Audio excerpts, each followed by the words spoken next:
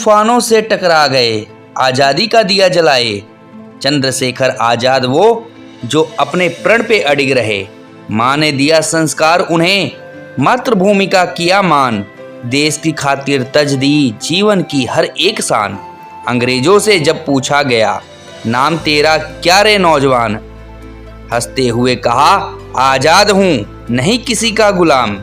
राम प्रसाद संग उठे कदम, काकोरी में लहराई शमशीर। भगत संग मिल किया प्रतिशोध, जहां लगी आजादी की तीर। अल्फ्रेड पार्क में घिरा शेर, पर हार न उसने मानी। आखिरी गोली से खुद को मार, बहादुरी की एक और कहानी। कसम जो खाई थी उसने, वो कसम निभाई अपनी जान से। चंद्रशेखर आजाद वो नाम गूंजता है देश की शान से। तूफानों में जो मसाल बने, वो रोशनी बुझती नहीं। आजाद का ये बलिदान कभी किसी से झुकती नहीं। आजाद का ये बलिदान कभी किसी से झुकती नहीं। नमस्कार दोस्तों, मैं सिद्धार्थ मिश्रा एक बार फिर आप सभी का अपने चैनल पे स्वागत करता हूं। दोस्तों, आज हम बात करेंगे एक ऐसे क्रांतिकारी के बारे में जिसने अकेले अपने दम पे अंग्रेजों के दांत तले चने चबवाए थे। जी हाँ दोस्तों, वो कोई और नहीं बल्कि वह चंद्रशेखर आजाद हैं। जी, चंद्रशेखर आजाद भारतीय स्वतंत्रता संग्राम के एक महान स्वतंत्रता सेनानी थे, जिनका जीवन और बहादुरी का सफर भारत की आज़ादी की कहानी में विशेष स्थान रखता है। चंद्रशेखर आजाद का जन्म 23 जुलाई 1906 को मध्य प्रदेश के झाबुआ जिले के भावरा गांव में हुआ था। आजाद का वास्तविक नाम चंद्रशेखर तिवारी था। उनके पिता का नाम पंडित सीताराम तिवारी और माताजी का नाम जगरानी देवी था। उनका परिवार गरीबी में जीवन यापन कर रहा था, लेकिन उनका जीवन देशभक्ति के संस्कारों से परिपूर्ण था। चंद्रशेखर आजाद ने स्वतंत्रता संग्राम में हिस्सा तब लिया जब वे मात्र 14 वर्ष के थे। महात्मा गांधी द्वारा चलाए गए असहयोग आंदोलन से प्रभावित होकर वे 1921 में इसमें शामिल हुए। पहली बार पकड़े जाने पर अंग्रेजों ने उनसे उनका नाम पूछा, तब उन्होंने अपना नाम आजाद बताया। पिता का नाम पूछने पर उन्होंने स्वतंत्रता बताया और घर का पता पूछने पर उन्होंने पता जेल बताया। इसी समय से उनका नाम चंद्रशेखर आजाद के रूप में प्रसिद्ध हो गया।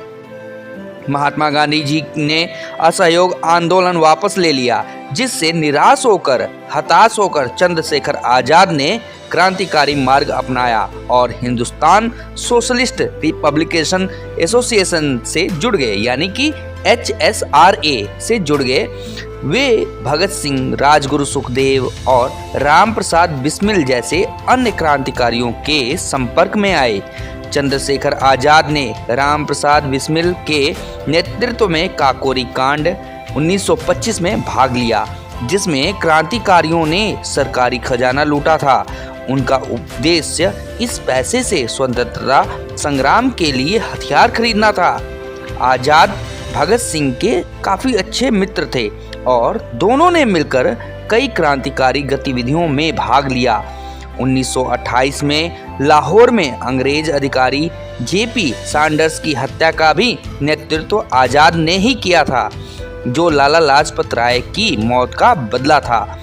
इसके बाद आजाद के खिलाफ अंग्रेजी सरकार की ओर से वारंट जारी हो गया, लेकिन चंद्रशेखर आजाद अपनी बहादुरी और सूझबूझ से हमेशा अंग्रेजों की पकड़ से बाहर रहे।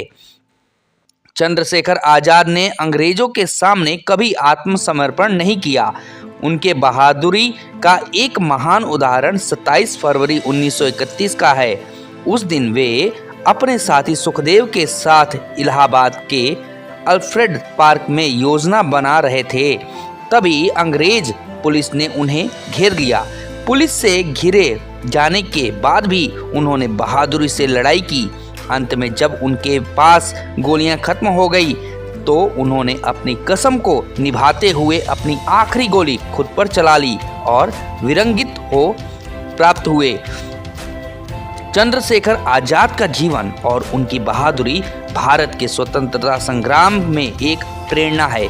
उन्होंने अपनी जिंदगी देश के नाम कर दी और अंग्रेजों के खिलाफ आखिरी सांस तक संघर्ष किया। उनका नाम और उनकी कहानी भारतीय के दिलों में देशभक्ति की भावना जगाती रहती है और आने वाली पीढ़ियों के लिए प्रेरणा स्रोत बनी रहती है। दोस्तों, ये चंद्रशेखर आज़ाद की कहानी है, एक ऐसे चंद्रशेखर आज़ाद की जो जाति से ब्राह्मण और कर्म से क्रांतिकारी थे। इन्होंने धर्म का भी ज्ञान और क्रांतिकारी का भी ज्ञान देशवासियों को बताया कि एक हाथ में कैसे शस्त्र और दूसरे हाथ में कैसे शास्त्र लेकर के हम अपने देश को तरक्की करवा सकते हैं।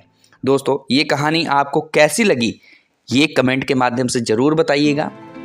वीडियो को लाइक कीजिएगा, ज़्यादा से ज़्यादा लोगों तक शेयर कीजिएगा, चैनल को सब्सक्राइब करना ना भूलिएगा। हम फिर मिलेंगे एक नए वीडियो के साथ, तब तक के लिए धन्यवाद।